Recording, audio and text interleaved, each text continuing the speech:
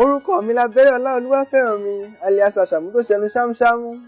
Ṣé àlàáfíà lẹ́wà, ṣé aba inú ara líle pẹ̀lú ìlera tó pé níye. Ojú tẹ́ fi ń wò mí ò ní fọ́.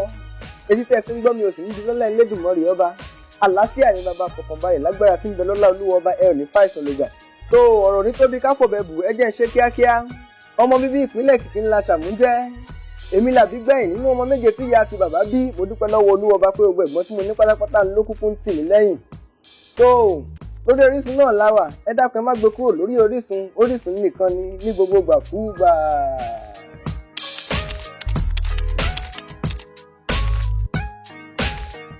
Ilé ìwé alákọ̀ọ́bẹ̀rẹ̀ tí mo lọ lọ́jọ́ òun àná, wọ́n porúkọ rẹ̀ ní Jobex Nursery and Primary School nílùú Ìkẹrẹ́ Èkìtì lọ́jọ́ náà lọ́hùn-ún.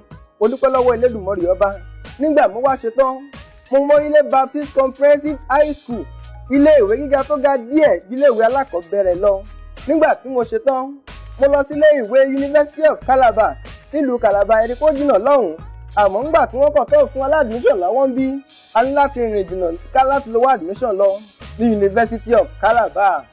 Nígbà tí mo ṣetán, wọ́n mọ ilé ìlú Mexico níbi tí mo ti lọ rèé acquire MSc mi ní ICT and Securities. Mo dúpẹ́ lọ́wọ́ Olódùmarè ọba, ẹ ṣeun gan ni.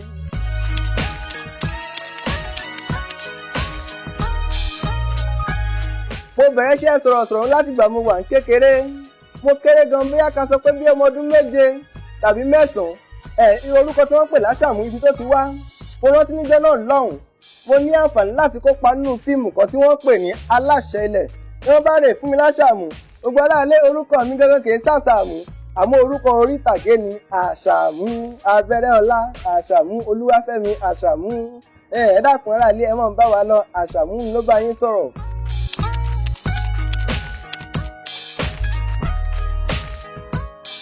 Ní ọdún 2014 ni mo darapọ̀ mọ́ iléeṣẹ́ Orísun. Mo rántí lọ́jọ́ náà lọ́hùn. Kìí ṣe pé mo wá láti wádìí sọ̀rọ̀sọ̀rọ̀ níléeṣẹ́ Orísun. Mo rántí pé wọ́n pè mí fún interview ni mo bá wá. Láì fàrọ̀gùn, wọ́n fọ̀rọ̀ wá mi lẹ́nu wò, a sì jọ sọ oríṣiríṣi ọ̀rọ̀ lọ́jọ́ náà lọ́hùn. Mo rántí o. Nígbà mo wá ṣetán, ọkùnrin kan wà tí wọ́n pè ní Chaka níléeṣẹ́ Orísun. Ló bá pè mí lówí fún mi lórí aago wípé Ashamu, ètò kan bẹ tí a ti pèsè. Ṣé ó lè rè é ṣe ń bá ní Chaka kí lẹ́gùn mi ṣe tó lóun pàárọ̀ jó dandan ni kí n dá ọ lóhùn nígbàkúgbà.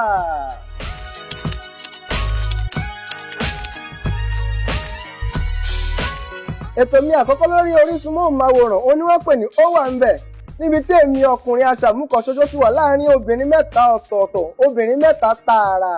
Àmọ́ lọ́wọ́ yìí a ti step up sí Miliki Express.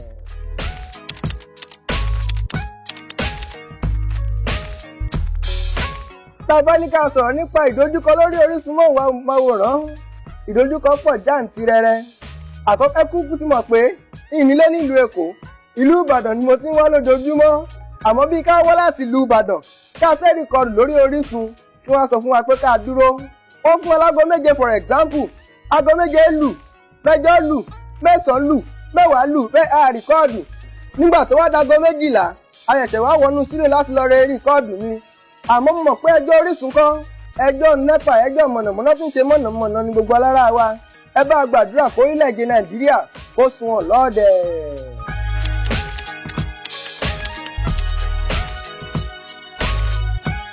Èròǹgbà mi fún Orisun tẹlifíṣàn, Orísun móhùnmáwòrán ní pé kọ́ wọ́n máa ròkè lọ́ọ̀dẹ̀ ní lọ́lá Olúwa ọba.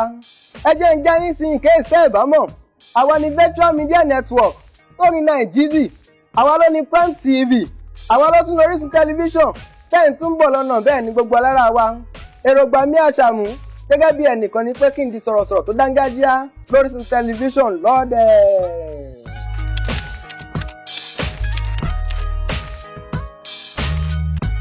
Tí n bá ní kí n sọ̀rọ̀ gbésẹ̀, ó dọwọ́ Elédùmarè ọba.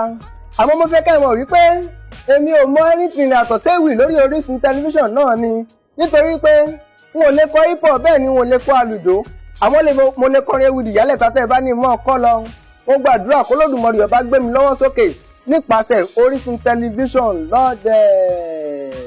Nínú oṣù September tá a wà yìí, Orísun tẹlifíṣàn a ti ń gbáradì láti fún yín the best of the best.